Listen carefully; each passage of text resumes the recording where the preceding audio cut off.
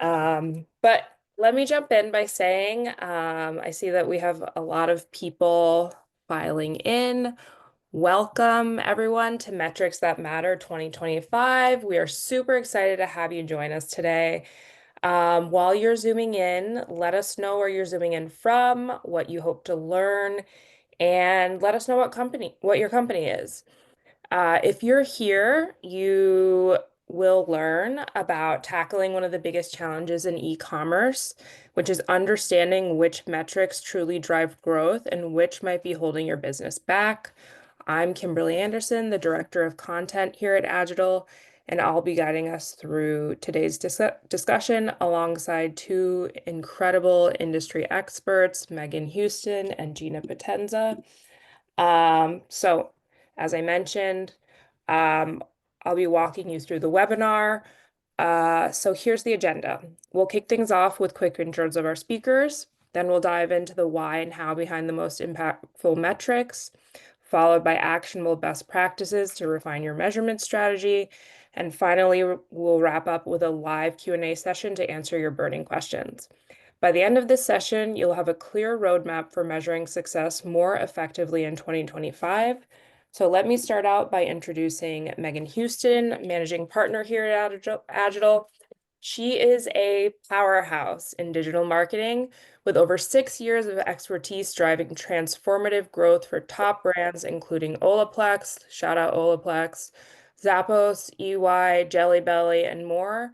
Known for her strategic vision and hands-on leadership, Meghan excels at turning complex challenges into measurable successes, helping clients thrive in today's, of course, ever-evolving digital landscape. We also have Gina Potenza. She is the Partner Program and Strategy Manager, Platform Lead at Klaviyo. Gina works closely with executives to help businesses and agencies leverage first-party data to optimize customer experiences, improve retention, and accelerate revenue. With nearly a decade of experience in digital marketing and software as a service, and an MBA from Duke University, she brings real-world insights into the digital strategy trenches on how to drive sustained growth in a rapidly evolving market again. So we can move right on. I want to jump into a poll just to hear from all of you. I see even more of you have filed in. So we'll launch the poll. But the question is, what's your biggest pain point in identifying which metrics to focus on to drive revenue? Are you overwhelmed? There are too many. Is it attribution? What's actually working? Is it stakeholder alignment, getting people to agree, or something else, which you can share in the chat. So we've just launched the poll, and you can begin dropping in your answers. Meghan and Gina, of these pain points, what have you heard a lot of in your conversations with clients? What is your experience? What are your thoughts? I think it's one for me. I feel like the thing that always comes up is you ask a marketer, like, what's the most important thing? And it turns into like a 5-minute ramble of Yep. all the different things they're working on and tracking. Yeah, I think it's definitely one and a combination of two, like one because of two, because all the platforms that we work in are so attribution hungry that you would add up everything from every source and you get 300% of your revenue. So it's really hard to know what the source of truth should be. And so I think there's an overwhelm with understanding what the true holistic metrics are. Mm-hmm. All right, I think we can end the poll at the minute mark. Got a lot of answers. I'll share the results. Let's see. Overwhelmed. So there's too many. Attribution, what's actually working, followed by stakeholder alignment. And then we had some others which are shared in the chat. Some people feel like many of them could be accurate. Peer benchmarks don't seem accurate. So there are a couple of others that people are feeling are their biggest pain points. So thank you for engaging and in participating in the poll, and I'm going to let Megan take it from here. Awesome. Yeah, if you jump into the next slide, I have an overview of the metrics and really just a brain dump of here are all of the metrics that we are tasked with measuring as marketers, right? I know we're all marketers on this call, so there are so many metrics and many that aren't even on this slide that we're tasked with measuring that can help us understand success. And it seems like every LinkedIn influencer has something different to say, right? This is the most important metric to measure. So it's really hard to understand, especially with all of these attribution platforms. And Karen mentioned in the chat, like there's so many restrictions that not even all of the attribution platforms are accurate, right? And understanding what your true return on ad spend is the return on ad spend in the ad platform even accurate? And why is it so different from this one? Oh, it's because the attribution model is different. So there's a million different things we could measure. But if we jump to the next slide, there are really 4 key metrics that tie back to your business's bottom line growth.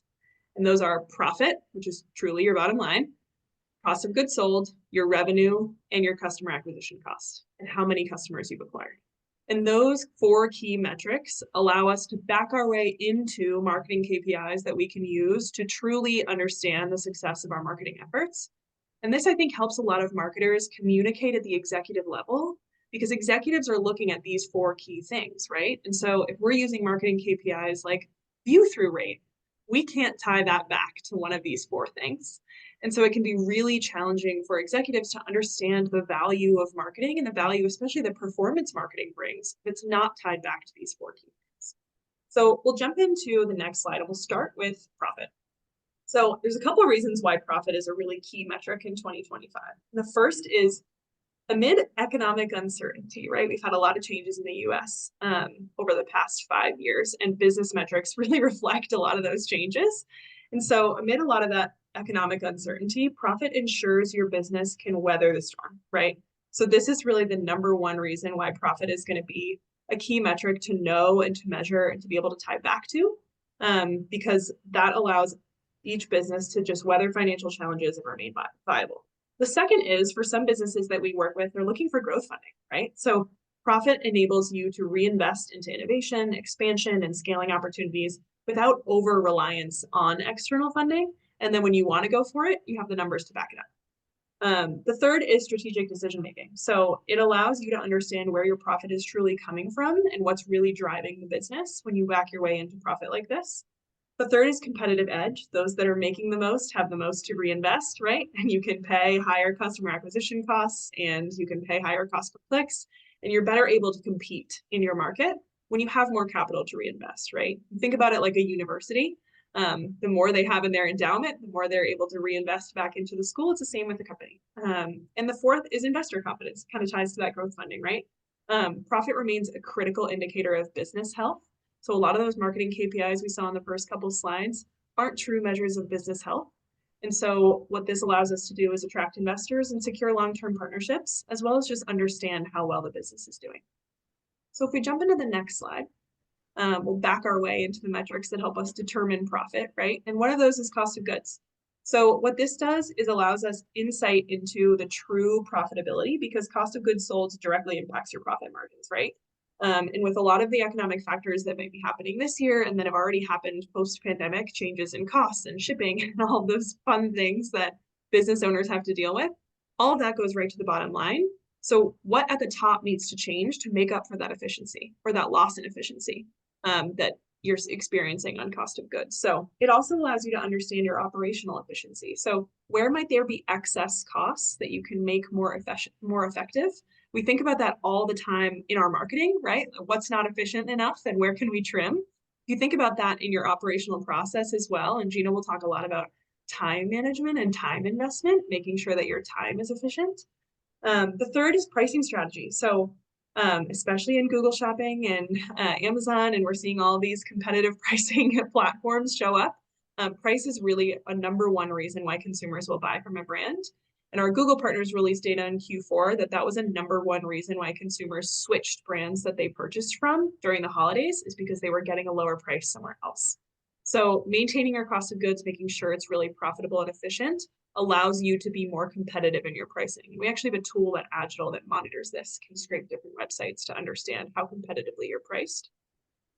The fourth is inflation management. So we've seen this a lot over the past couple of years, right? We're all talking about inflation, and it's come down just a little bit in the past couple months, but was a really big deal for a couple of years there after COVID, and certainly impacted how well our clients were doing in terms of managing their cost of goods and keeping it low. And that all contributes to the final point, which is financial health, right? If you're managing your cost of goods well, you're likely to be financially healthy. If you're not, it can really creep up on you and impact the health of your business. So we'll jump to revenue. And this is really an easy KPI to measure in marketing, right? You know your total site-wide revenue. You can find it in the back end of your website. If you're one of the lucky ones where GA4 is attributing accurately, you can find it in GA4. You can find it in any of these attribution platforms. But revenue is a really key metric because it indicates how well your business is growing first. It allows us to understand what the top line growth is. And if you maintain your costs the same, or you know you have really good management on your costs, growing revenue is a really easy thing to focus on. The second is it allows you to understand your market position. This is similar to profit. The more revenue you're making, the more capital you have to reinvest. And the fourth is investor appeal. So always investors are looking at total growth and revenue. And then resource allocation allows you to better allocate resources, aligning with how much revenue each area of your business is driving, right? So if you're seeing subscription really take off, for example, and that's being a really big revenue growth opportunity for you, you might align more resources internally to it to help fuel it. And the fifth is cash flow management. So it allows you to understand how much you can reinvest of your revenue into advertising, knowing how much you're predicted to grow.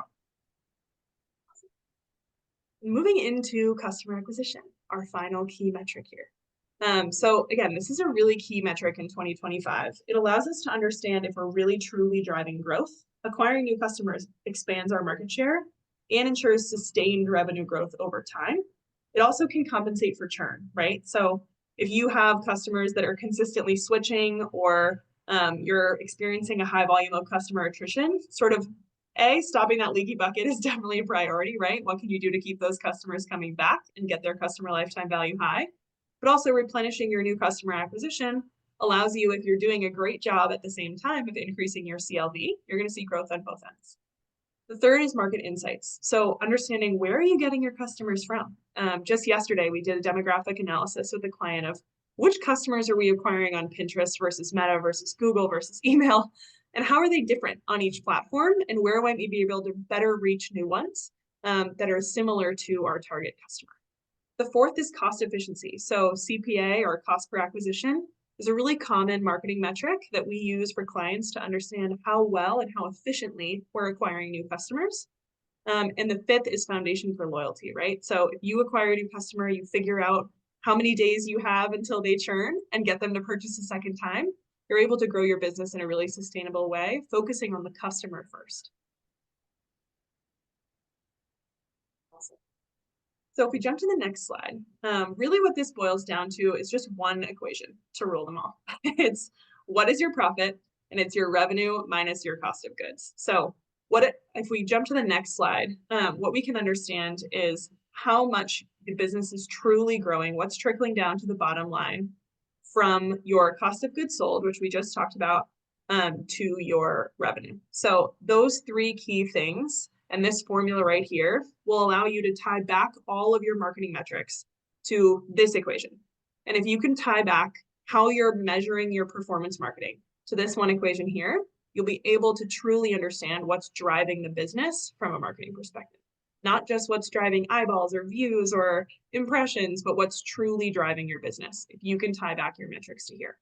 So if we jump to the poll here, love to understand, and I can hand things over to Kim, what the primary marketing KPI you are using to measure success is. Great. Thanks, Megan. So yeah, what's your primary marketing KPI right now? Is it return on ad spend, revenue, media efficiency ratio, or CPA? Or if there's something else, feel free to drop it in the chat, please.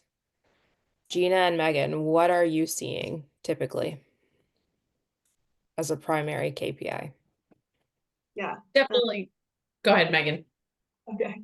I love media efficiency ratio. I think it is, it just uses two sources of truth, which is what is your total paid media spend and what is your total site-wide revenue, and how do those things interact? And that really helps us understand for clients who are really efficiency focused, gets us out of those attribution hungry platforms, out of that return on ad spend metric, and into just a source of truth, which is how much of your total revenue you're spending on ad spend. Mm-hmm. Okay, looks like we're wrapping up the poll. We can end the poll now and share the results. Looks like revenue is our top KPI, of course. Thoughts on that? Feels right. That was Yeah, that's definitely, yeah. I think we led the room a little. Everyone right. cares about how much money they're making. Yeah. Yeah, of course. Definitely feels right. All right, we can stop sharing and then we'll move on the why and how behind the metrics. Awesome. So we talked a little bit about tying your marketing KPIs back to that equation right there. So tying your marketing KPIs back to what grows them. It's hard to do when you get up to generating awareness, right? How can you understand really how awareness campaigns are driving your bottom line? So what's important to do is to tie your metrics back to what we call the VAC framework, which is the virtuous activity cycle. We know that all marketing activities impact each other, right? So if you're just looking at email in a silo, Gina and I were talking about this right before we jumped on the webinar. If you're just looking at email in a silo and saying, my email is the #1 revenue driving platform for me, I'm only going to send emails, I'm going to cut all of my paid media. The question you have to think about is, how are those customers getting on your email list in the first place, right? So they're not just simply stumbling upon you and finding you and signing up your email list and then buying, right? So there's awareness to be generated that then gets everyone onto your email list and to your website to purchase. So those awareness campaigns need to be measured differently than your conversion campaigns because they have a different goal. So assigning your campaigns KPIs based on what they are intended to do is really key to understand how successful each campaign is. Because if you measured every single campaign on its return on ad spend, you would be shortchanging how some of these campaigns can perform. Think about it in a Google Ads setting, right? If you just measure your brand campaign against your non-brand campaign, your brand campaign is always going to have a higher return on ad spend if you're spending the right amount, because people already know your brand and they're already searching for you. Whereas if you're getting non-brand consumers in there, they don't know about you yet. So they're going to be less likely to purchase, but it's still really valuable because that campaign is going to drive growth. So knowing how to measure awareness differently from consideration to conversion to loyalty and advocacy is really key in understanding how your different campaigns work together and how they're all driving your business differently from each other. So some metrics that we'll talk about with awareness is impressions and understanding your click-through rate, how engaged those people are. Then consideration, that allows you to fuel. If your click-through rate is higher, you're getting more clicks per dollar that's spent. That allows you to fuel consideration. What's your click-through? What's your add to cart rate on consideration campaigns? And then for conversion, of course, it's conversion rate, understanding what's your ROI at the campaign level, what's the conversion rate, how much revenue are you getting? And then from loyalty, you want that to be as efficient as possible, right? What's your customer lifetime value? And then tying awareness to loyalty, what's your CPA to customer lifetime value ratio? Can you keep that consistent so you can be more aggressive with acquiring new customers while increasing your customer lifetime value at the same time? And then with advocacy, understanding how many referrals you're getting, how many reviews you're getting, how is your customer base driving new sales and awareness? So understanding how the cycle works together is the first piece, and then assigning KPIs to each of those campaigns with different goals is really how we can effectively measure these things. Yeah. And from there, we can also think about the fact that, like, I love that virtuous cycle because candidly, right, a lot of what Klaviyo does is like, you have to have an email. Someone has to exist for us to know who they are. And it's so important to remember that, yeah, like they got to you somehow, right? They didn't, very rarely is a shopper hitting your website for the first time and immediately buying and giving you their email. Like amazing when they are, right? But there's so many steps before it. And that's where that cross-platform metric alignment is so important because it's actually about taking a step back and mapping the entire customer journey and identifying what does that circle look like, right? It's not a straight line, and we wouldn't want it to be a straight line because we love nothing more than a repeat customer where the higher lifetime value and only having paid the cost to acquire them once, right? But actually mapping those steps and knowing that they have one holistic place you're able to view them as a source of truth, right? We really want to make sure there's the data consolidation. To Megan's point, like, we're going to keep talking about it, but attribution is really hard, particularly like we're a tech vendor, right? I'll tell you that Klaviyo wants to take credit for the fact that we made you money. Makes it a lot easier to have a conversation about why you're paying us. And every platform is like that. And I don't necessarily think it's like there's nothing wrong with that, but it's very important to be aware of it and be able to take this full view, even if you don't have 100% accuracy, to know, hey, actually, where do we think? How do we get from 130% to like 105%? Total revenue actually feels pretty good, right? Along the margins, but knowing what's impacting and what is driving our growth so that we have streamlined reporting to understand what's working and what's not.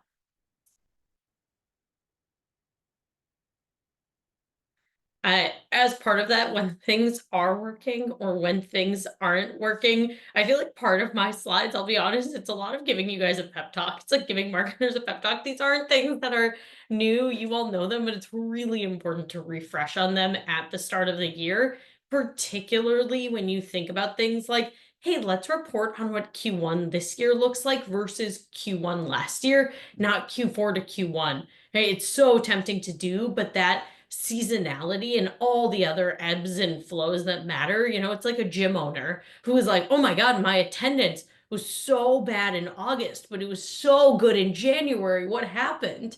And it's like, right, New Year's resolutions and the kids were off of school. So everyone was traveling. And like, those two are probably not the ones you want to compare against each other. And like, when I say it in the context of a gym owner, all of you are like nodding along. Of course, I wouldn't do that to myself. But it's so easy to fall in the trap of like, well, we crushed it in Q4. We're going to do even better in Q1, right? We're going to have 100% growth quarter over quarter, when in reality, like, let's have 100% quarter over quarter growth of the previous, Q1. And making sure that you're actually measuring those trends and seeing, what does this look like? Again, it's really easy. Also easy to say that, like, ideally, perfect world, you have perfect data 5 years back and you can identify trends. But again, this idea of like, do the best that you can to actually start building this bigger picture of what are the trends, what's been happening. If you have been on a quarter by quarter world, how do you zoom out and look at those trends more broadly? Awesome. Yeah, and I think to Gina's point, it's knowing when to ask for help, right? It's really hard. And we work with a lot of small to medium-sized businesses at Agital. That's really our bread and butter, is building up those challenger brands that are trying to take a bigger chunk of market share. And a lot of those teams, those marketers wear a lot of hats. I see some of them on this call. Hi, Nadine. I know we're talking later. A lot of those marketers wear a lot of hats, and they're trying to measure a ton of different things and understand what's working and what's not. And so a lot of them will turn to partners like Klaviyo or to Agital or some of their tech partners to help them just make sense of the data and understand truly what's working, and how to scale, right? So even if you know what's working, understanding how to get it to work better is going to be a really big key. So I think a lot of those clients have fragmented data sources, right? So getting it all into one platform, like Gina just talked about, making sure all your reporting is centralized. We have a reporting platform in Agital that does that. It's called Inform. And just getting everything together to understand what's really driving the business is key, especially with all of the limited bandwidth that all of our marketers have, right? Us included on this call, especially when we get into 2025 planning. So if this sounds like you, if you are having trouble scaling or you have all these disparate sources of data or measurement, and you just need a second eye to look at it, reach out to us. We're happy to connect, and I think ask for help. So I'll give a quick example of a client that did reach out to us and ask for help. So this client is Kalini Coastal. We've been working with them since, I want to say 2019, 2020. They're a wonderful partner of ours, and their business has grown so much over the last 5-6 years.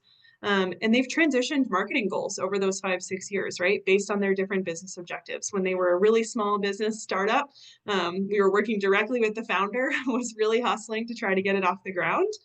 they were really trying to be efficient, right? Making sure that, okay, these are not funded dollars, these are our dollars, and it's really important to invest them in an intelligent way. So the KPIs for that are going to be different for the business stage that they're at now, where they're focused on more holistic metrics like media efficiency ratio, number of net new customers, and then releasing new product lines. And how do we understand the campaign success driving those new product lines versus the old ones? What has a better customer acquisition cost?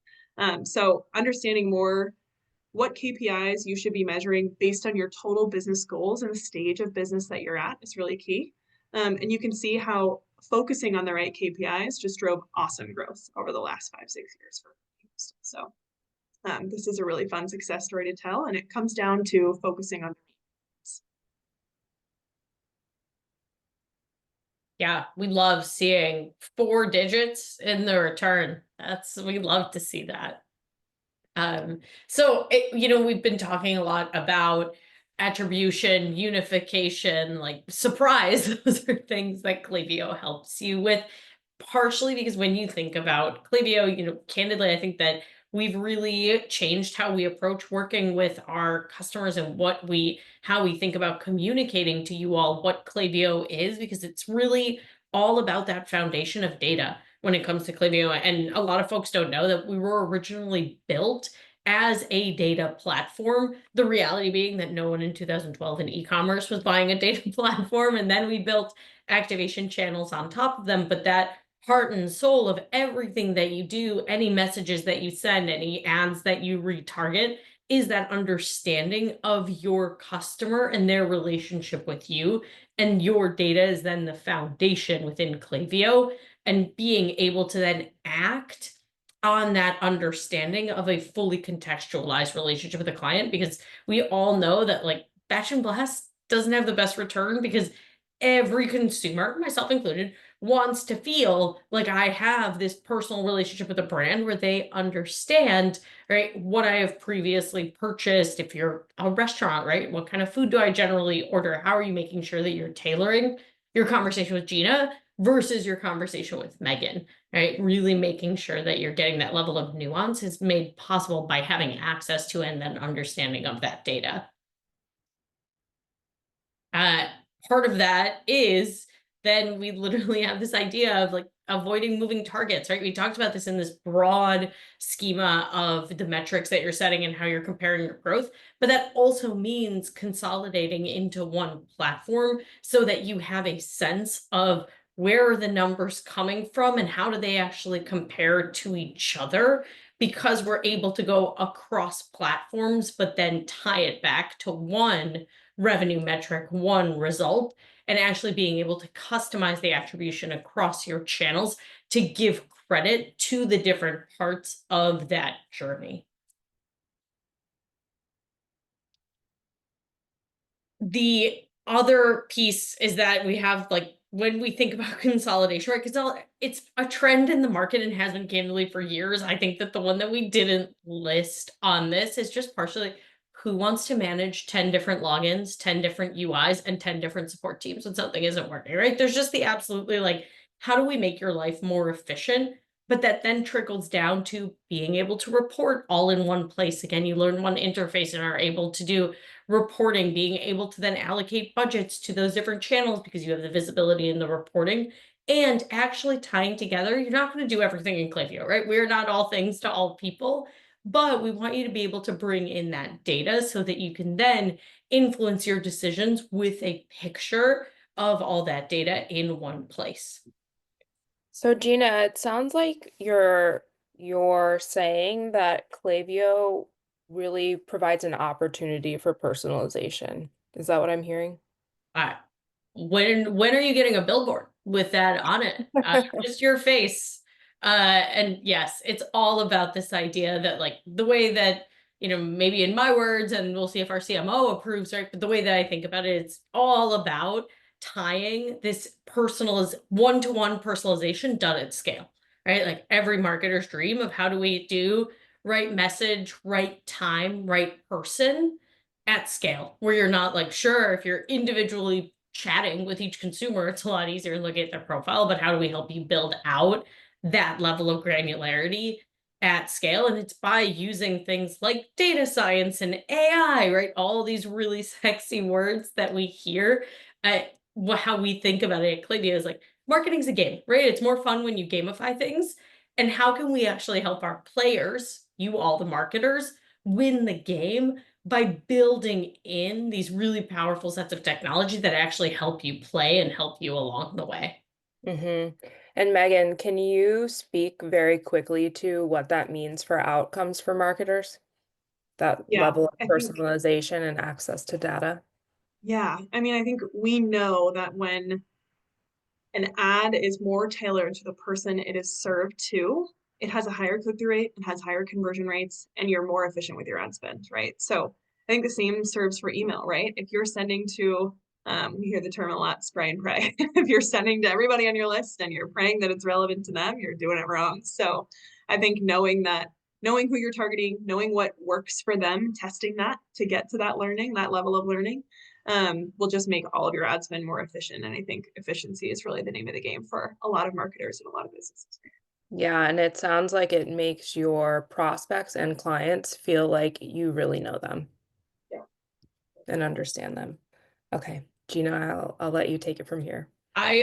This is my most overused example, so I apologize, but nothing drives me crazier. I bought a mattress. To be fair, it's been 3 years. I was really scarred by this. I bought a mattress. How many mattresses could I possibly need in my Boston condo? And like for the following month or two, I was followed around by ads for mattresses, and all I could think about is the fact that like use it as a cue. I already bought a mattress for you. Why are you not suggesting bedside tables, coffee tables, anything else that if I was furnishing a new space, I would possibly need, other than the fact that do you think I'm lining my walls with mattresses, right? Like that is the best example of like, that's also just deeply inefficient. I don't know how much they spent, probably not a high CPM, right? For each time my eyeballs were on that ad, but like there's just a more efficient way to actually personalize and like show me something else if you already have that space. Are you saying that was from the same company? Oh yeah.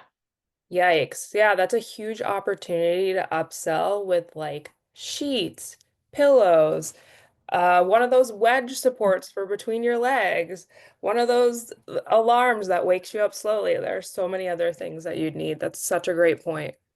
Yeah, it's wild. And you know, it's just like it's the nature of the beast because at the same time, I have so much empathy for that marketer because at the end of the day, like most likely they just did not have a way to get the data that Gina's already bought this mattress to Meta and Google to make sure that, hey, don't show her this ad, show her this ad instead. Right. And like it sounds so easy. And of course, I come from the bias of like, oh, I work for this platform that I know you can do it in 2 clicks, right? But like if you can't connect those two dots, that's where the power of that connection comes from, which is also in the Q&A. Stephanie, I'll answer your question live. Can paid ads be tracked in Klaviyo? The answer is kind of. We're able to use, this is a technical answer, sorry everyone, but like we're able to track UTM parameters. So we're able to actually see who's coming through an ad. You're not doing paid ad attribution in Klaviyo yet. I hope our product team is listening to this. So they hear me commit it. Like in the future, you know, we'd love to. It's not a functionality that we have, but you are able to actually see someone's source and how they're behaving and then engaging. And then again, you are able to do that sending first party data to your ad audiences to do the customization of Gina doesn't see another mattress ever again.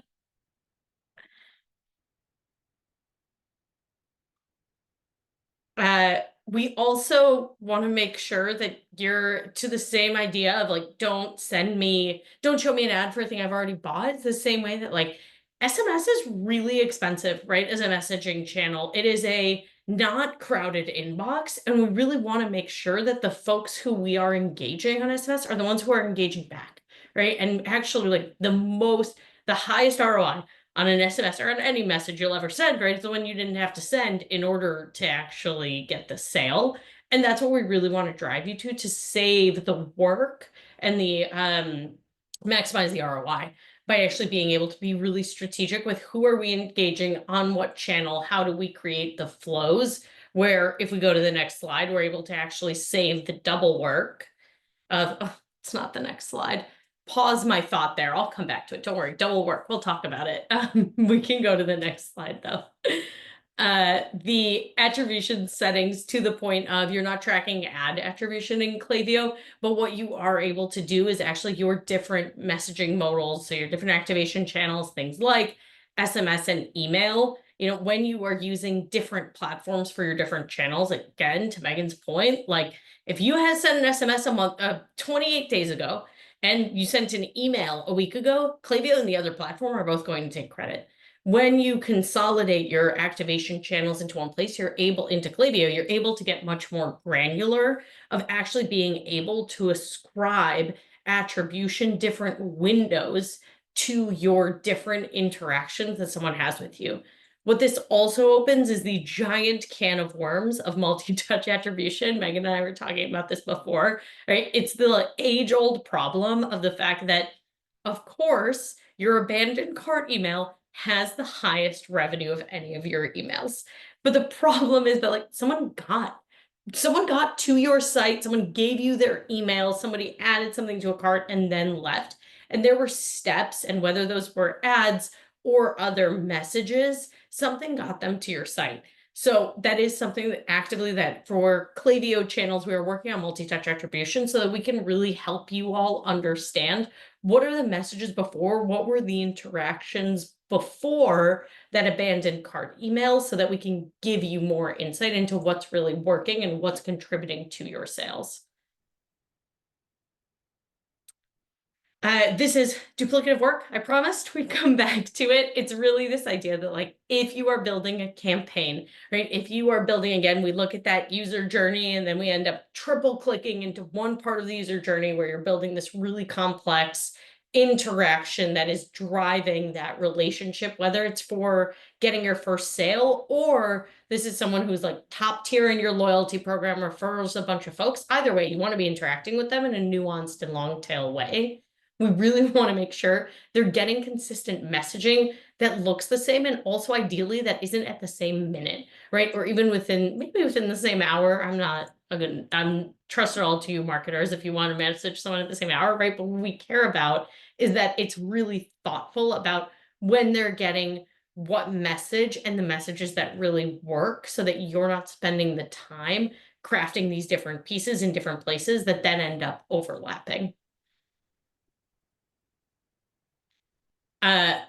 This goes to, we got a question about this, and I think it's a great question from Steve of, should we consider the cost and value of employees and human contribution to customer acquisition costs? For instance, should the time it takes to develop graphics and copy for an email campaign be calculated into the cost of acquisition calculator? Whether it's actually formally in your cost of acquisition calculator or something that you keep to the side so that you are aware of it, the answer is yes, right? I think it's really dealer's choice, and it is truly a business decision of how do you factor in, but time is money, right? I love that we have it on the slide. Again, it's so easy. This is where we go back to Gina giving you all a pep talk. It is so easy to forget that the hours that you all spend are incredibly, incredibly valuable, right? As the robots gradually take over and AI does more and more of the manual work, it's a really important highlight as to the actual value of the human brain that you are spending on this time that you could be spending on other strategic pieces and other strategic projects that everyone has, the bottom of the to-do list that you carry over day to day, right? Those things also matter. So really thinking about, how much time are we spending? What is the return on that time? And how do we optimize our resources to be able to maximize efficiency? Right? I know I just read things off a slide to you all, but it hopefully makes sense why having that view on how you're spending that time then allows you, how you're spending that time, how it's going, allows you to then choose, how do I more strategically allocate time, in whatever next window that you're planning in. So we also have a fun case study. No 4 digits, no commas here though. Maybe next time we'll pull a different case study. But Glossier, for those of you who don't know, they're both bricks and mortar and direct to consumer on their website, makeup, skincare. They moved 4 different platforms actually into Klaviyo and within the first year saw a 44% growth in email and SMS lists, right? Amazing, right? That's more folks that they're able to message and more nuance because they have that whole picture of the interaction. And because of it, saw a 2x increase of the orders that were actually placed through their Klaviyo attribution automations, excuse me. And that is, again, right place, right person, right time, right message, because they had the whole picture and were able to see it. So I'm just going to take over real quick. We're launching a final poll here, and this is an opportunity for a one-on-one audit. So if there's something we covered today that sparked your interest or could benefit your business, please take a moment to fill out the poll to request this one-on-one audit. It will be a personalized audit, and it can focus on your primary KPIs or expand to areas where you might need extra support, such as SEO, email performance, or paid ads. We will provide tailored insights to help you achieve your growth goals, of course. And if you're not sure yet, that's not a problem. Click yes anyway, and we'll share more details so you can decide if it's right for you. And we will leave this poll up for the duration of the webinar, and I will hand it back over to our amazing speaker, Megan. Awesome.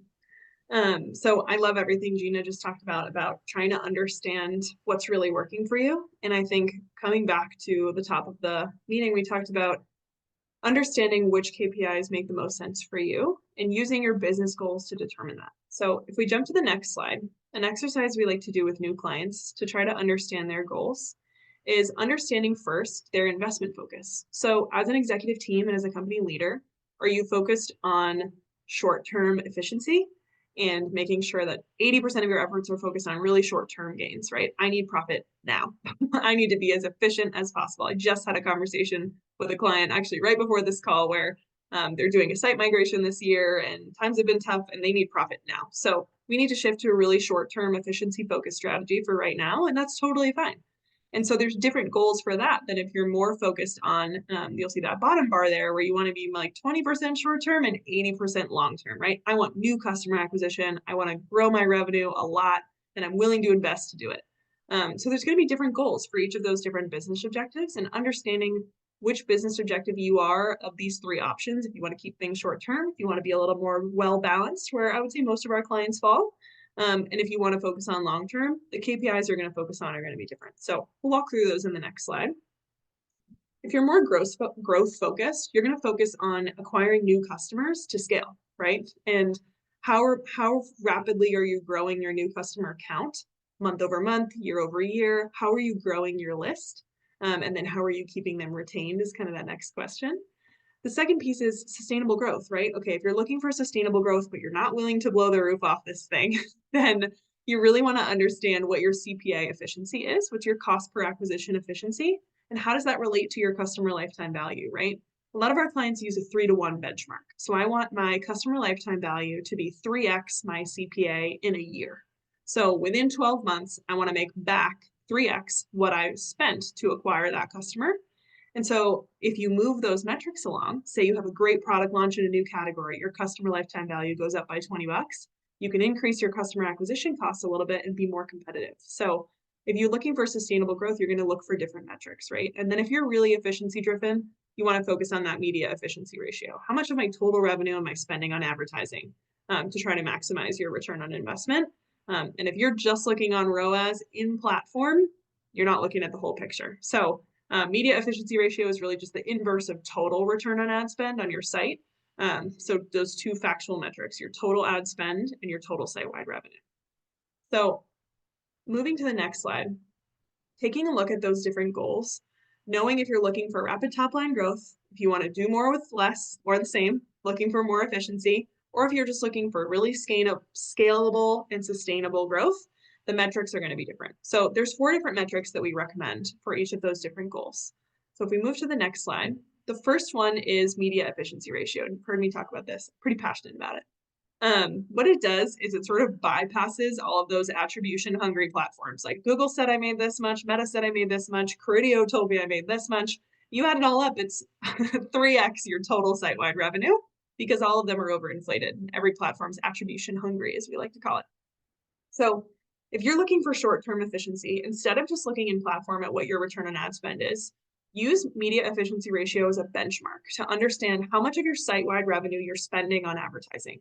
And again, we use this metric because we know that no advertising source acts in a silo, right? If you ran a sale and you generated, thousands of dollars via that sale via email, you can't just chalk that up to email. That's incorrect, right? You acquired all those customers, you got all those customers onto your email list through months of advertising on paid media, through all those different acquisition efforts, through the SEO work that you've been doing, through the paid social advertising. It's naive to think that just your email campaigns generated that 30K, right? If you go back to the virtuous activity cycle, there's a lot that went into that. So using media efficiency ratio allows you to truly understand how much of your paid media is driving your total site-wide revenue. It's a true holistic metric. So I love that one. If you're looking for a little bit more long-term, I'm going to talk about these two, CLV and CPA, in a ratio form. So you try to understand your customer lifetime value, maximize the true value of every customer that you acquire. That allows you to spend a little bit more to acquire new customers, making you more competitive. So understanding what that ratio is, how much you need to make back in a year, and we actually get down to the profit level, going back to that equation in the beginning. Knowing your 12-month CLV, your 12-month customer lifetime value, and what your cost per acquisition is, allows you to understand the actual profit that you make on each customer within a year. So then you can scale back and say, okay, if I spend $10,000 more, I know that I currently make X amount of profit on each new customer within a year. I'm willing to bet and take the risk that if I spend that 10K, I'm going to get this much back in profit. So you can tie those two metrics back to that equation at the beginning to understand what's really incrementally driving your business growth. And again, if you're a little bit more short-term too, just looking at net new, understanding how am I growing my customer base, and then what other activities can I do to help grow my net new? So where am I seeing the lowest cost per acquisition, where I can invest more to acquire more net new customers? So if we go to the next slide and kind of tie all these things together, I showed you my 4 favorite marketing KPIs. You really need to understand when you're looking at all of these different KPIs, and we talked about the metrics that matter today, how are you doing? Taking a look at these KPIs, maybe shifting away from some of the old KPIs that you were using to look at things at a more holistic level. How is each campaign performing comparing to these bigger KPIs? Did you hit these goals? Did you not? Can you set goals for this year using these KPIs and use them as benchmarks to try to understand how well you're doing? And based on those learnings, what can you do better next time, right? Where are you most effectively acquiring new customers? Where can you increase your customer lifetime value? What types of things can you do within Klaviyo to help increase your customer lifetime value so you can go out and be more aggressive with new customer acquisition? And so allow what happened in this past year and even these past couple of years, because they've all been different, to bring those learnings into the future and understand how you can best grow your business in 2025. Thank you, Megan. Excuse me. Thank you, Megan and Gina. I'd love to move into Q&As. We have a couple unanswered. We could start here with Ryan. Gina, I think this one is specifically for you. He said, totally agree with profit, COGs, revenue and customer acquisition. We actually managed to contribution margin. As it relates to Klaviyo, what's the best measure for profitability? Is it revenue per send, something else? I think it's broader than revenue per send, right? Send means that you're so myopically focused on the actual activation channel. It's like my most annoying response, right? Is that it's a blend of several things, right? As good luck, I'm adding to your list of infinite metrics to decide which is the most important, but like, yes, of course, revenue per send, particularly for channels where there is a cost, right? The same way where you want to think about revenue on whatever ad campaign that you're running, but also actually looking at what about for the total size, right? Is it per recipient or is it actually from the entire size of my database? And how productive are my contacts and how am I thinking about reactivation, right, of my former customers or the folks who are dormant, who have subscribed, who have never bought, right? A separate conversation of like list hygiene then becomes very important because we don't want to be incorporating folks who signed up for your emails 7 years ago and have never opened one and never bought anything. Like they probably don't exist to you in reality, right? But actually taking that broader view, not just of send or recipient, but actually like how does this fit into the entire consumer journey and the folks who haven't purchased yet that you're still investing into speaking to.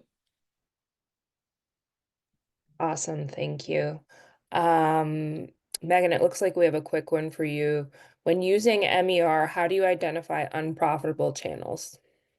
Great question. And a lot of this is going to be testing, right? So your media efficiency ratio is going to change depending on how all of your different marketing channels are performing, right? So if you spend the same on paid media and you see the same results on paid media, but your organic search drops off a cliff, your media efficiency ratio is going to become less efficient because those sources that were sort of carrying that remainder of revenue are dropping off. So looking at each individual channel and going back to the marketing KPIs that we talked about to understand what the CPA is on each channel, what the return on investment is on each channel, and what the total revenue driven on each channel, and where are you most best acquiring new customers. I think specifically using CPA to back into where am I best acquiring new customers and what's the most efficient area. That'll allow you to better optimize your media efficiency ratio, because your media efficiency ratio looks at your total paid media spend compared to your site-wide revenue. It's more of an executive level metric and a holistic marketing metric. But when evaluating on the channel level, using those metrics like CPA will help you better understand what's the most efficient and what's unprofitable, right? If your CPA exceeds your break-even CPA, then you should probably divest from that channel. Awesome. Thanks, Megan. This one came at the start of the webinar. As someone working in software as a service, emailing already existing clients and not selling new product, what metrics would you recommend for measuring success to report to stakeholders on the leadership level? This is a tough one. I think I can answer that because I think it depends on what you're trying to do, right? Are you in customer success where NPS and engagement is your ultimate North Star, right? And then working back of like, okay, that's kind of the lagging indicator of how happy are my customers. What are the leading indicators? Is it feature usage? Is it an interaction with their CSM? Whatever it is.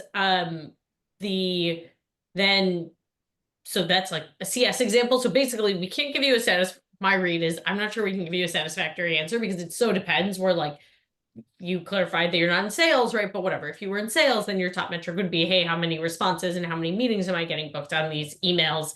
If you're in marketing, it's more so around the engagement. So it just really depends on what you're actually looking to drive based on that interaction that lets you then back into, hey, what do I want to report? Is what's actually indicating that I'm doing a good job. Thanks, Gina. Another question for you. Is there anywhere we can find out our CLV within Klaviyo? There sure is. There's a profile property that is your historic customer lifetime value. So you can build a segment, right? Export it, do whatever magic you want to do in Excel with that data. And then if you have enough data, which I think it's like, oh, don't quote me. We'll follow up. Happy to help you Google the like article that gives you the specific limits of how many profiles you need. But if you have predictive analytics, if you have enough data to actually feed those, then you'll also have predictive customer lifetime value, right? When we talk about like the AI magic of how do you actually start targeting your predicted high value customers rather than just the folks that you know historically have spent a lot. Thank you, Gina. Megan, what if your top metric is organic traffic? Interesting. If your top metric is organic traffic, then I think really focusing on appealing to those AI searches is going to be key this year, right? A lot is changing in SEO in 2025, and a lot of it has to do with AI and those large language models that are sort of changing the way that people search and changing the way that people can find your website. So tailoring your SEO strategy to ensure that you are the most visible on Google search is a tricky game, but luckily Agital can help. So if you're interested in an audit to understand how to better optimize your SEO to increase your organic traffic for 2025, we're happy to help. There was a slew of algorithm updates over the past 12 months. So we saw a lot of our clients have to navigate through some ups and downs in 2024, and things are really changing rapidly for 2025. So it's a broad answer and probably better answered with an audit.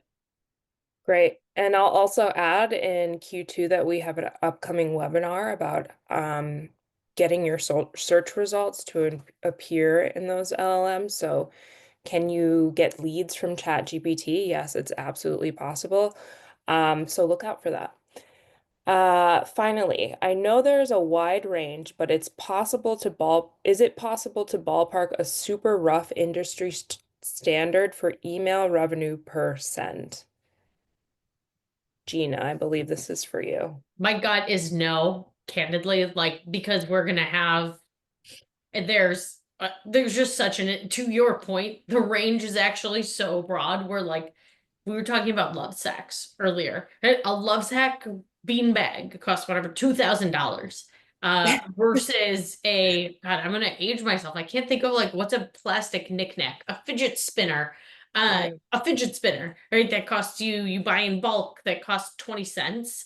That's right. It's just like it's too hard, it's too broad, and it's why actually when you look at benchmarking within Klaviyo, right, we actually look at like average revenue and we look at these pieces to make sure that we're giving you same with like size of company, right? I'm sure that when Mattel sends out an email about the latest Barbie accessory, I'm so down this hole. I need to stop. Versus the fidget spinner company, again, right? The results are going to be so different because the size is so different.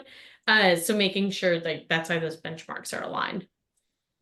Thanks. We've got another question. Is there any way to adjust our peer benchmarks to be more accurate for our business?